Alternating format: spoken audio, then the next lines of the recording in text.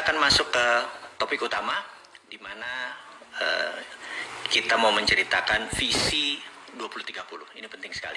Jadi gini, Anda berbisnis, Anda mengelola negara, Anda pejabat negara, visi itu penting. Jadi man without visi atau man without vision gitu ya, manusia tanpa visi itu Paris akan hilang gitu.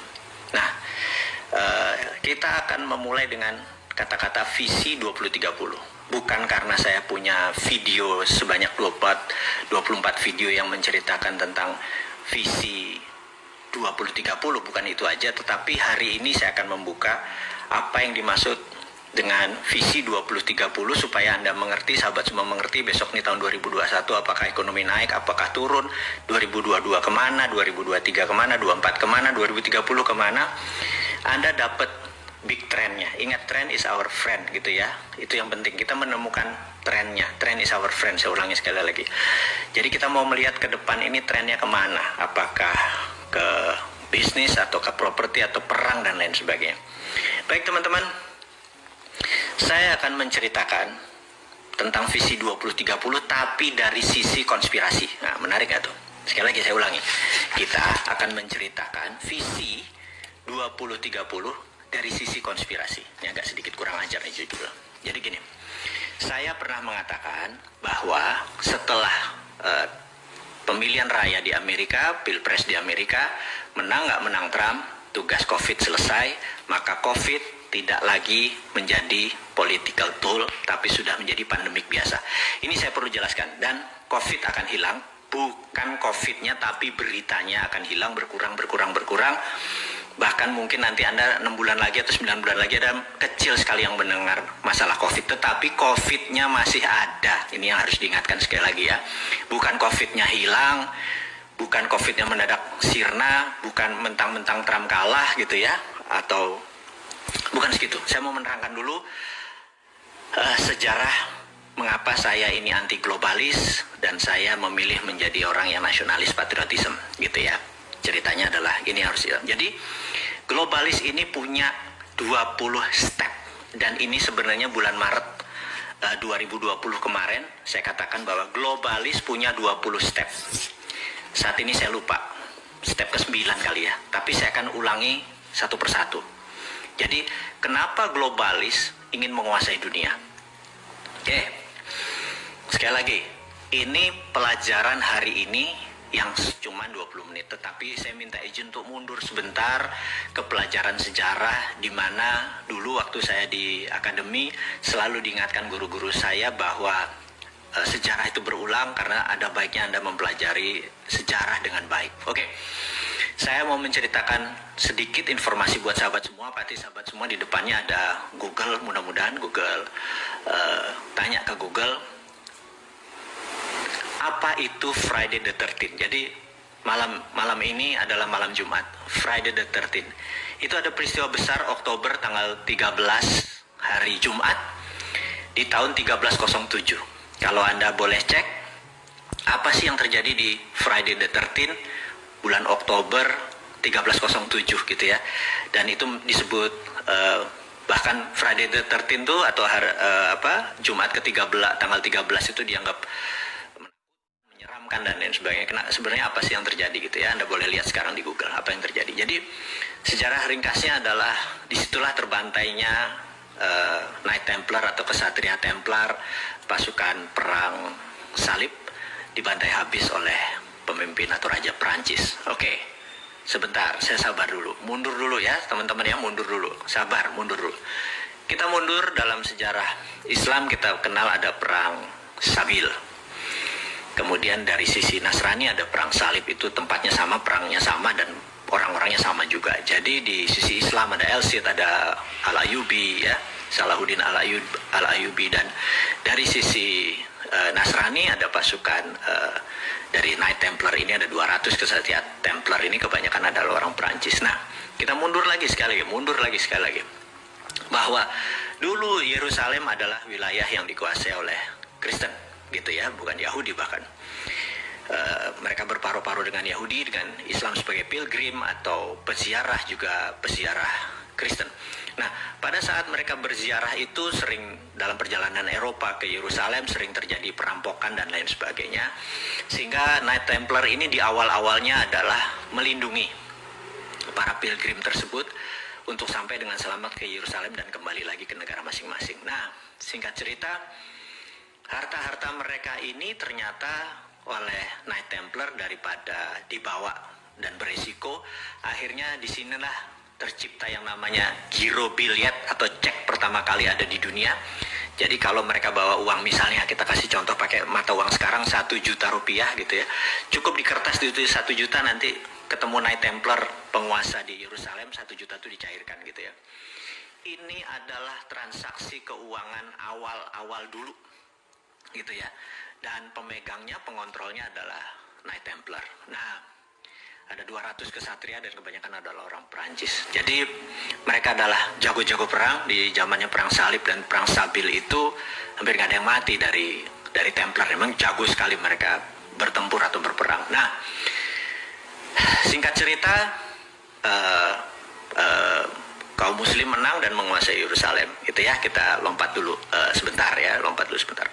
Nah, kejayaan Templar ini dengan kekayaan yang demikian banyak karena dia mengontrol uang, dia juga dapat perpuluhan dari para pelindung-pelindung perjalanan tadi, sangat kaya, bahkan 200 castle kerajaan mereka itu mereka kesatria tapi tinggal di castle yang sangat banyak hartanya tadi. Suatu hari di Perancis, kerajaan Perancis saya lupa 13 atau 12 ya, Louis itu berapa, itu Paulus, nah sekali lagi Templar ini mungkin bisa dikatakan dikhianati oleh pausnya dia. Paus melihat bahwa hartanya Templar ini boleh diambil lagi sama Vatikan atau sama Paus, di mana dia minta dukungan dari raja sekali lagi. Sementara Raja Perancis juga memerlukan harta yang banyak dan sangat iri dengan kesuksesannya kaum Templar ini, dan mereka membuat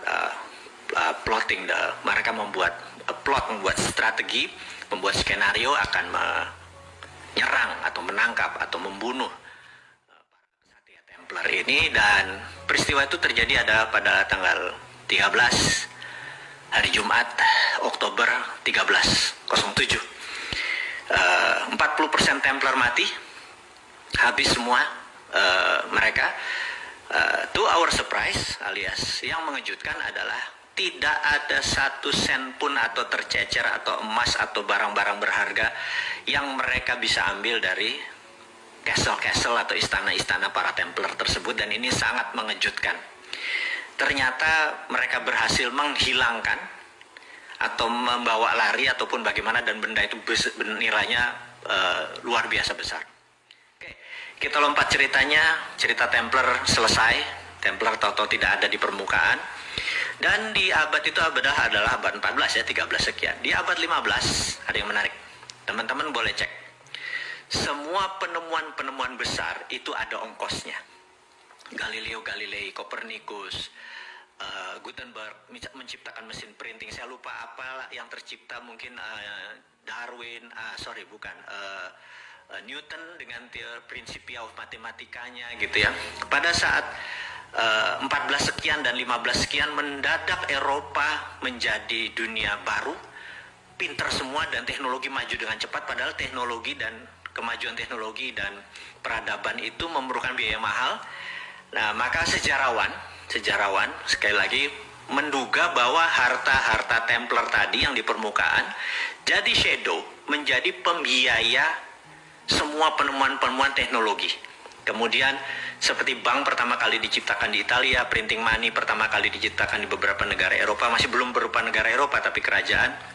Bahkan bank tertua di dunia di Italia sampai saat ini udah 500 tahun pun masih hidup, masih ada, masih jalan. Yang kita mau mengingatkan adalah menduga bahwa tadinya Templar dengan kekayaan di permukaan, mereka main shadow. Oke, kita lanjutkan shadow ini ya. Dan shadow ini mulai banyak, makanya saya pernah menceritakan tentang the winners get all. Jadi mereka mengontrol vena, mereka mengontrol bukan uangnya tapi jalur distribusi keuangan tersebut yang mereka kontrol. Nah, kita tahu di abad 20, 1910, ya kita lompat lagi, 1910, waktu itu mata uang dunianya ada dua yang besar, yaitu pound sterling dan Swiss franc. Harus diingat, dan nomor satu tetap pound sterling. Pound sterling menguasai 80% transaksi di dunia. Di awal-awal abad 20, tentunya abad 19, dia lebih berkuasa. Jadi teman-teman harus mengingat, bukan dolar atau belum dolar. Nah, di 1910 ada sebuah rapat yang sangat fenomenal. Jadi kalau di 1989 kita lompat sebentar ke Tiongkok, China.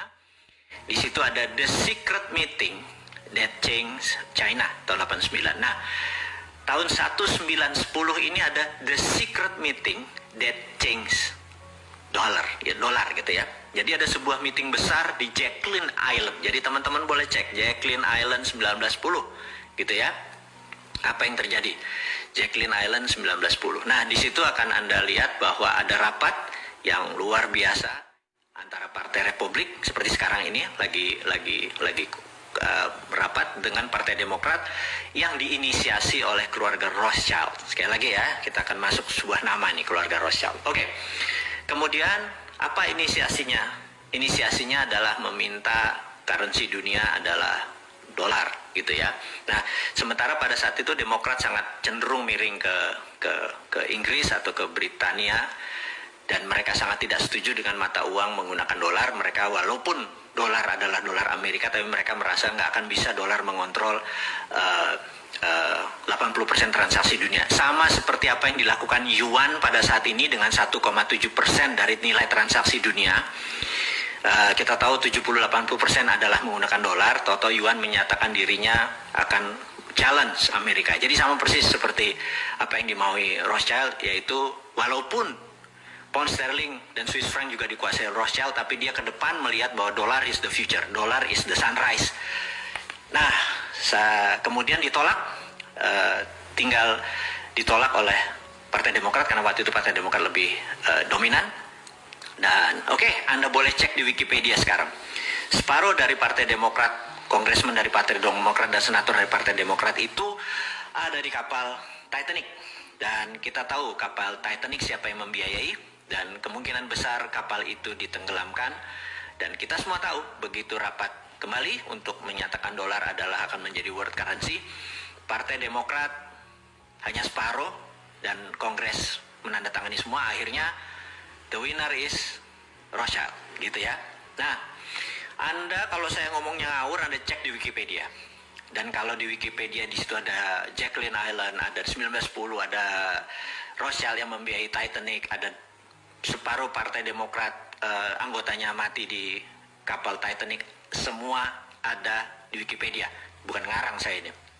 Saya cuma teman-teman yang muda-muda yang belum ingat, ya saya ingatkan aja. Ini pelajaran-pelajaran dasar. Mungkin saya ada miss waktu atau miss jumlah, tapi kita semua get the point lah maksudnya. Oke. Jadi berapa? 35 tahun kemudian 1945 pada saat akan berakhirnya Perang Dunia. Maaf. Jadi teman-teman yang bergabung,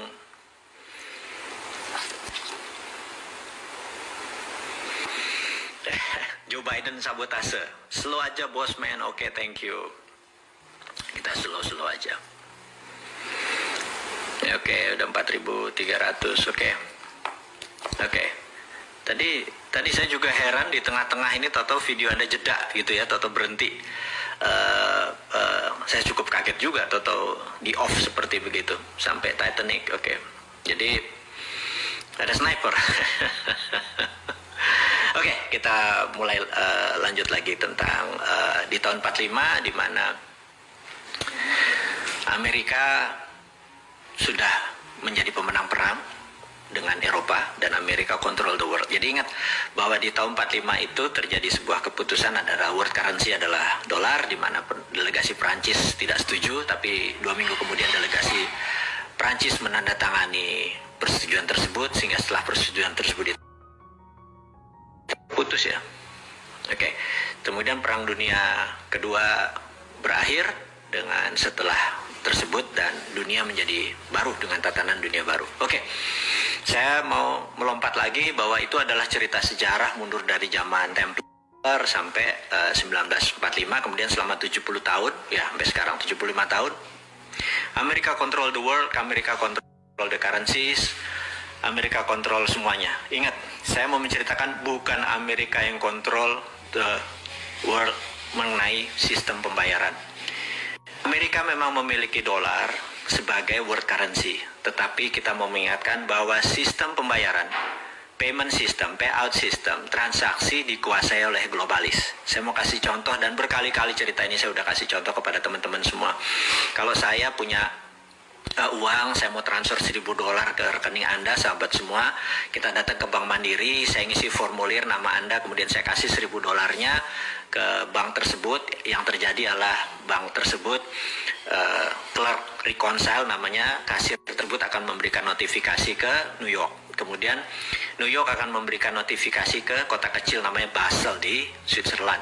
Basel, B-A-S-E-L, Basel. Nah, Basel menyatakan good atau notifikasinya oke, kemudian New York mendapatkan go ahead sign, kemudian New York memberikan Bank Mandiri bilang oke.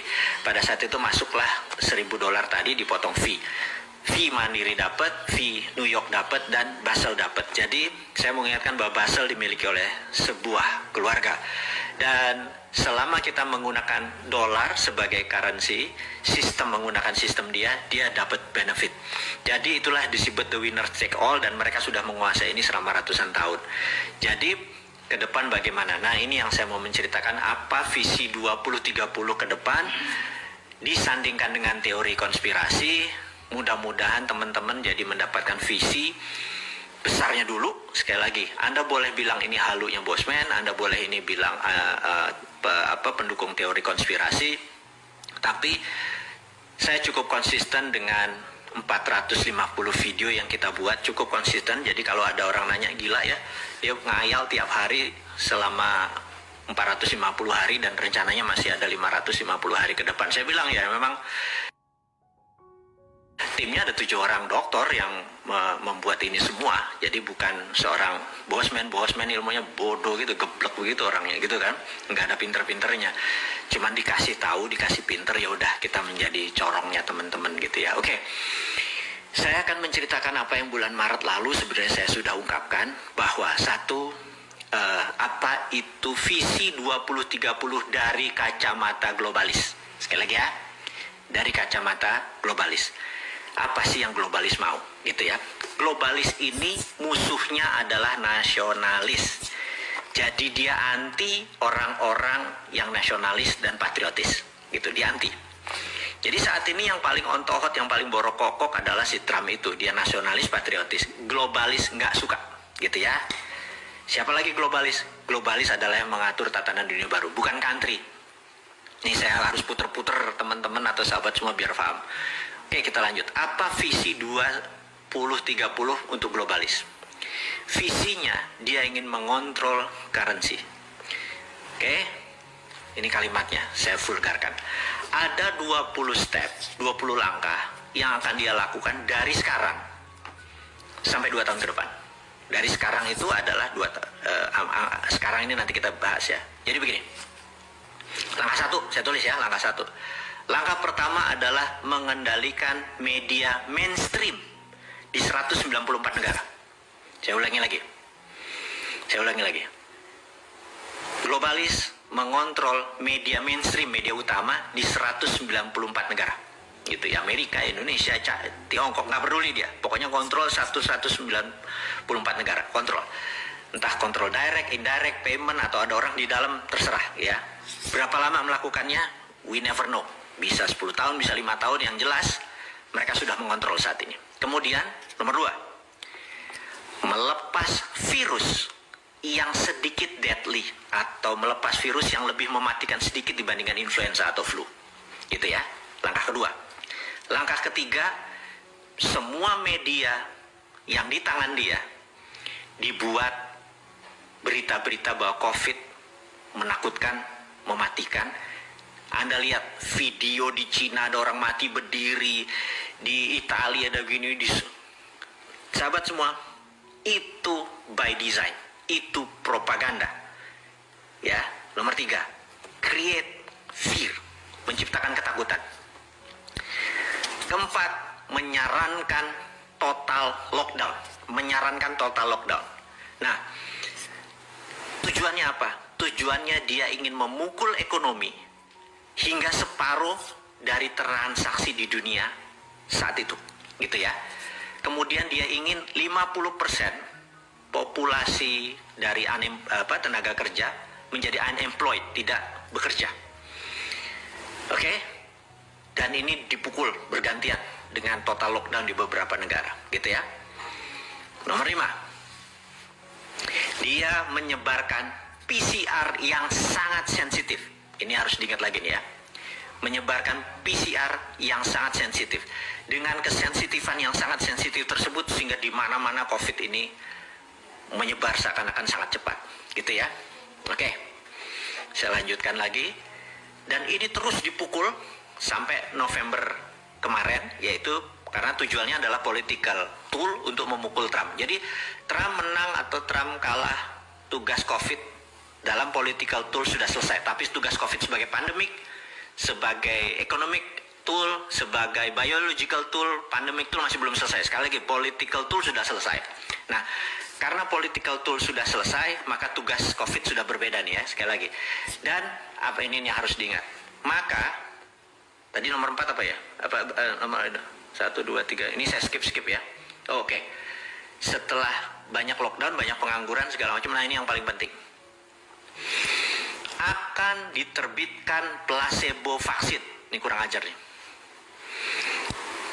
Placebo vaksin ini tingkat penyembuhannya mungkin hanya setengah orang yang punya antibodi. Jadi gini, orang yang katakanlah dia OTG tanpa gejala, kemudian dia sembuh, tubuhnya sudah ada antibodi. Tapi mereka yang kena lebih severe, lebih parah, misalnya sampai dirawat, sampai perlu plasma atau sampai memerlukan itu, sembuh, maka antibodi dia lebih tinggi daripada yang OTG tadi. Nah, vaksin yang nanti yang kita sebut placebo vaksin ini bahkan tidak sampai setengah dari orang yang punya antibodi itu. Jadi rendah sekali, gitu ya, rendah sekali.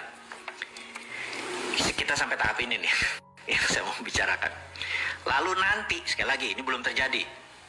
Ada 20, ini nomor 8. Saya ada beberapa yang saya skip sengaja ya, biar teman-teman terus intens dengan saya, intens dengan teman-teman di sosial media. Jadi ini nomor 8. Nomor 9. Nomor 8 itu apa tadi? Diterbitkan vaksin placebo. Ingat, kenapa vaksin placebo? 40 tahun AIDS itu beredar di dunia, belum ada vaksinnya. Ya, sekarang kita mau nanya, kenapa ini 1 tahun mendadak ada vaksinnya gitu ya? Oke, kita sekedar skip, hanya pertanyaan kritis aja. Nanti setelah ini, setelah vaksin placebo ini diterbitkan, ini sekali lagi saya baca dari data apa yang dimaukan oleh para globalis. Yang nggak percaya teori konspirasi, anggap ini dongeng gitu aja ya. Setelah ini akan disebar PCR yang low sensitivity. Jadi ingat ya, tadi disebar PCR yang high sensitif, sangat sensitif. Jadi semua orang akan jadi kena. Ini sekarang dibalik. Dia akan memberikan yang low sensitivity sehingga seakan-akan vaksinnya efektif. Nah, ini sadis yang ngomongnya ya. Saya minta. Jadi dengan ada PCR yang nanti disebar ada low sensitivity, kesannya vaksin efektif. Oke. Ini apa efeknya? Efeknya manusia di seluruh dunia merasa vaksin, merasa sekali lagi, dan COVID terkalahkan. Di sini berita akan terus turun hilang. Tapi sekali lagi saya mau nanging gitu kalau Jawanya. Tapi COVID masih ada, dan COVID masih satu level deadly atau mematikan daripada flu, gitu ya. Jadi nanti Anda bisa bayangkan, kok kayaknya udah sembuh tapi bos ini mendadak 4 hari isolasi mandiri, 21 hari isolasi mandiri, terus bergilir. Jadi tahun 2021 apa yang terjadi? Jangan harap Anda akan merasa bahwa ini udah take off. Anda di trap. Anda emang sengaja mau dikenain oleh kaum globalis itu supaya terpapar lebih dari 60% penduduk dunia. Itu targetnya. Dengan terpapar itu dengan tingkat kematian 3-4%, hilang berapa puluh ribu atau ratus ribu manusia. Itu tujuan mereka, gitu ya. Dan sekali lagi sekali lagi ini teori konspirasi, Anda boleh nggak percaya. Weh sakarepmu, bosman kok gitu, nggak sakit hati kita. Nah lanjut ya. Nah setelah tadi PCR tadi di low sensitivity, orang lupa, orang keluar lagi, tapi waduh yang sakit, yang terpapar yang kesana kemari makin lebih cepat. Itu maunya mereka, dan ekonomi makin berantakan karena kita makin kikuk kok ini lockdown apa enggak, PSBB apa enggak, makin kusut. Dunia ke depan itu makin kusut gitu. Nah, lalu siap apa yang mereka luncurkan? Mereka akan meluncurkan digital currency ini yang sebenarnya mereka mau gitu. Karena itu di tahun 2030 bukan 194 currency di dunia ini, mungkin tinggal 100-an. Karena negara Afrika jadi satu currency, mungkin ASEAN jadi satu currency gitu ya, kayak euro gitu ya, jadi satu currency. Afrika Amerika Latin satu currency, jadi beberapa negara akan membuat gitu beberapa currency. Dan currency sekali lagi diduga di 2030 sampai 2045 digital currency-nya si globalis cabal ini atau kelompok society ini, secret society ini akan menguasai 60% transaksi dunia, semua menggunakan digital. Dan dengan chaosnya ini, mata uang dunia akan mulai nggak ada nilainya, maka mata uang digital ini akan mulai berkuasa. Jadi mata uangnya, jadi dulu mereka mengontrol adalah venanya atau nadinya. Uangnya tetap dari negara-negara seperti Amerika, China, dan nanti mereka ini ngontrol payment sistemnya, ngontrol uangnya, dan benar-benar fisiknya mereka kontrol. Itu cita-cita mereka. Jadi ingat, lihat kesamaan dari 1307 sampai sebelumnya, dari pilgrim atau peziarah-peziarah tadi, peziarah yang dari timur dari Eropa segala macam, mereka sama kontrol transaksi sampai saat ini. Jadi ke depan digital currency-nya akan dipakai adalah digital currency milik globalis cabal. Karena itu 2 tahun yang lalu dites dengan Libra, ternyata Libra disemprit oleh nasionalis. Ini sekali lagi diingat. Kemudian sekarang mereka mulai akan tahun depan, 2 tahun lagi, atau mungkin menurut saya mungkin tahun depan mulai diluncurkan. Itu adalah awal-awal. Nah, infrastruktur payment system seperti Alipay, WeChat Pay itu sudah di tangan mereka semua. Mungkin sebentar lagi GoPay, Dinaran disikat semua.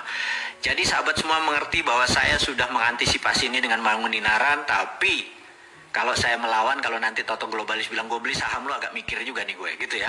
Tapi saya bisa selamat kalau teman-teman berhendak join, gabung, kita melawan globalis. Gimana kalau Dinaran going public, Anda memiliki Dinaran dan kita nggak memerlukan uang atau memerlukan jaringan dari mereka, kita buat tandingannya gitu ya. Terus apa yang nanti transaksi dijalanin, pakai emasnya Indonesia aja gitu ya. Ini cuma CCM, cita-cita mulia, ini semua pengandaian-pengandaian saja. Tapi sahabat semua, di diskusi ringan di malam Jumat, setelah Isya ini, sebelum Anda istirahat, menikmati malam Anda setelah makan malam dan bergosip dengan bosman ini, saya sekedar mengingatkan bahwa 2030 globalis memang merencanakan akan menggunakan digital currency untuk menggantikan dolar. Sekali lagi, jadi ingat ya, 1910 mata uangnya masih pound sterling yang menguasai 70% transaksi dunia, mereka akan menggunakan dolar, dan 35 tahun kemudian mereka sukses. Dan apa yang mereka lakukan sekarang, 2019 pertama kali diluncurkan COVID, kan itu namanya COVID-19. 1 tahun kemudian tugas COVID supaya political tool selesai, ini sekedar saya sarikan. Kemudian selama 10 tahun ke depan mereka akan membuat digital, akan meluncurkan digital currency system di mana mereka akan menguasai dunia mungkin 2045. Dan sekali lagi teman-teman, saya sangat menyarankan untuk Anda mengenal dunia digital, karena di 2030 ada penguasanya adalah semua digital. Kita tahu bahwa perusahaan-perusahaan besar akan berbeda aturan mainnya. Nah, singkat cerita teman-teman, saya memiliki video, 24 video berjudul Visi 2030. Seluruh yang dilakukan oleh globalis cabal tadi, saya sudah punya antisipasinya, gitu ya. Ini bukan bullshitter nih, saya punya antisipasinya. Jadi counternya sudah punya. Kita adalah nasionalis patriotis. Kita menggunakan kekuatan tanah air kita untuk mengelawan globalis. Ingat, globalis musuhnya adalah nasionalis. Jadi ciri-ciri globalis ada global supply chain dan sebagainya. Nah, dengan ada yang mereka lakukan sekarang, kita kasih solusinya 24 video. ada video narasi namanya Visi 2030. Jadi kenapa saya buat Visi 2030 tersebut? Untuk mengantisipasi visi yang dibuat oleh para globalis. Mudah-mudahan